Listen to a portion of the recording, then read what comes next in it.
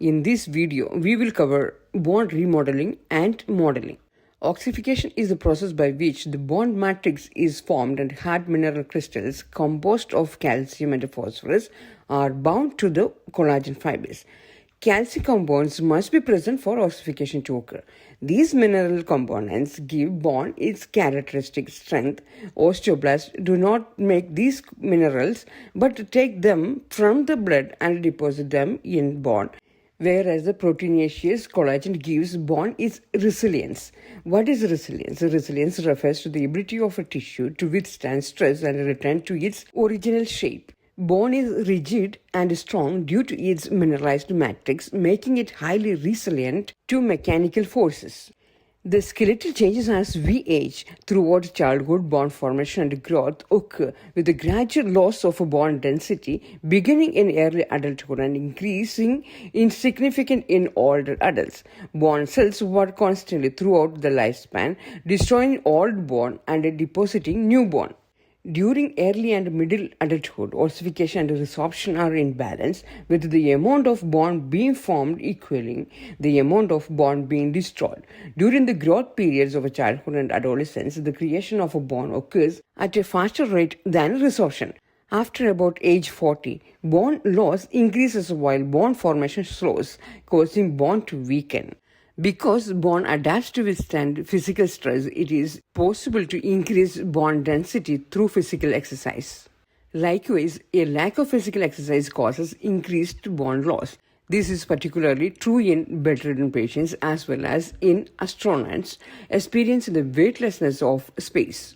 The process takes place continuously as the bones are remodeled to meet the demands of growth and development, repair of damaged tissue, physical pressures placed on bones, homeostasis of blood calcium. Bone renewal continues after birth into adulthood. The bone remodeling cycle adjusts the structure of a bone to meet the demands placed on it, and the parathyroid hormone regulates the process. The two key phases in bone remodeling are osteoclasts and osteoblasts. Osteoclasts secrete enzymes and acid to dissolve the bone matrix, releasing calcium. Osteoblasts secrete a new osteoid tissue, that is bone tissue, by producing a gel in which a matrix of collagen fibers are laid down. Minute crystals of calcium and phosphate are deposited in the matrix to harden the bone. In the fetus, most of the skeleton is made up of cartilage, a tough, flexible connective tissue with no minerals or salts. As the fetus grows, osteoblasts and osteoclasts slowly replace cartilage cells and ossification begins. At birth, many of the bones have been at least partially ossified. During the process of ossification, calcium is used to create bone. As the child grows and matures, gradually, bone becomes hard and strong. Within the bone are blood vessels, nerves, collagen, and living cells, including osteoclasts and osteoblasts. The density of a bone is controlled by a group of cells, including osteoclasts and osteoblasts. Osteoclasts are multi-nucleated cells which resorb bone, whereas osteoblasts refill the cavities created by osteoclasts. The maintenance of bone density depends upon a balance between the work of osteoclasts and osteoblasts. In the process of remodeling, osteoclasts remove matrix and reduce the mass of little used bones. In heavily used bones, osteoblasts deposit new bone tissue on the bone surface, thickening the bone. Remodeling repairs minor traumas and contributes to homeostasis by releasing calcium into the blood. This same process also leads to the development of projections and bone surface markings, as bone is stimulated by the pull of powerful muscle as children grow and begin to walk. Bone resorption and reformation is known as remodeling. Bone remodeling is the replacement of old bone tissue by new bone tissue. The process in which matrix is resolved on one surface of a bone and deposited on another is known as bone modeling. It involves the process of bone deposition by osteoblast and bone resorption by osteoclast. Modeling primarily takes place during a bone's growth. However, in adult life, bone undergoes remodeling, in which resorption of old or damaged bone takes place on the same surface where osteoblasts lay new bone to replace that which is resolved. Bone modeling occurs when there is an increase in bone mass. Bond modeling promotes the growth of bonds and is important for maintaining bond strength. Remodeling also plays an important part in bond growth by improving the growing structure. People over 30 years experience a gradual loss in bone mass as there is a decrease in activity in osteoblasts compared with osteoclasts. Normal bone growth requires vitamin D, C, and A, plus minerals such as calcium, phosphorus, and magnesium. Hormones such as parathyroid hormone, growth hormone, and calcitonin are also required for proper bone growth and maintenance.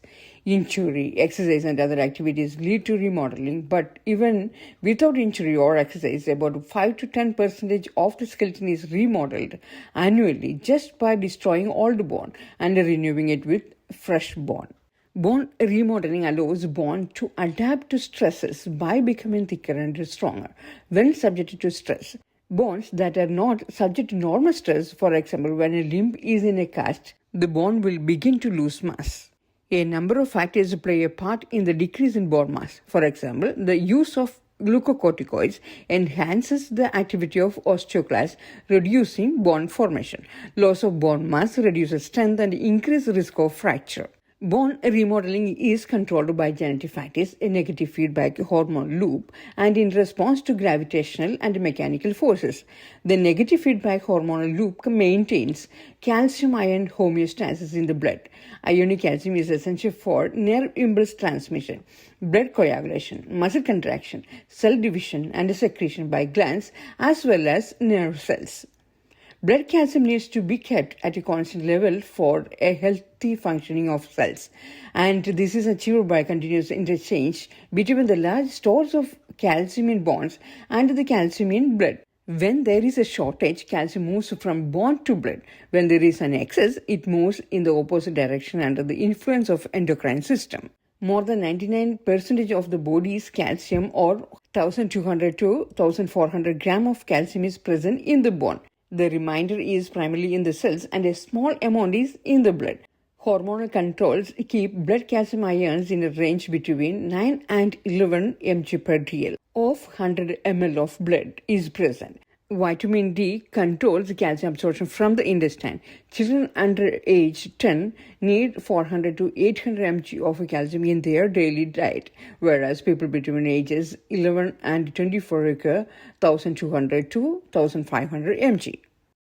Parathyroid hormone is released by the parathyroid glands. It is a primary hormonal control of bone remodeling, although calcitonin is also involved to a lesser degree.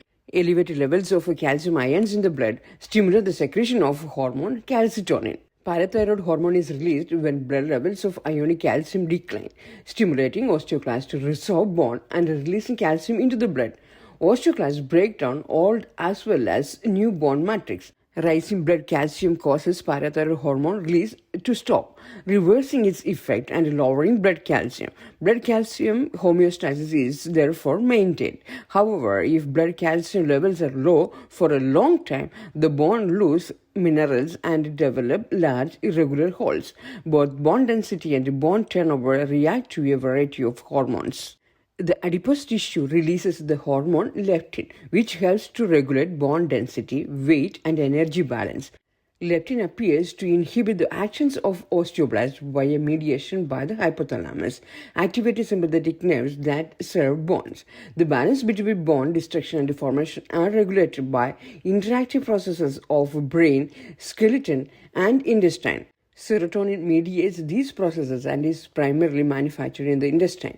It cannot enter the brain because of a blood-brain barrier. Serotonin is secreted during eating, circulating to the bones to interfere with osteoblast activity. Because bone turnover is reduced after eating, calcium may be held in bones while new calcium is moving into the bloodstream. Serotonin uptake inhibitors make excessive serotonin available to bone cells, resulting in lower bone density and a higher potential for fracture. Bone remodeling is also controlled by gravity and mechanical stresses. According to Wooll's law, bone grow or remodel in response to demands placed on them. The anatomy of a bone is related to its common stresses. A bone is stressed when muscles pull on it or weight bears down on it. These stresses are usually not centered and cause bending of the bone. On one side, the bone is compressed by bending, whereas on the other side, it experiences tension or stretching. Long bones are therefore thickest at the midpoint of the diaphysis because this is where bending stresses are strongest. Toward the center of the bone, compression and tension are lowest because of their opposition of each other's effect. Without causing any serious complications, a bone can be hollowed out for lightness, which means using spongy bone rather than compact bone.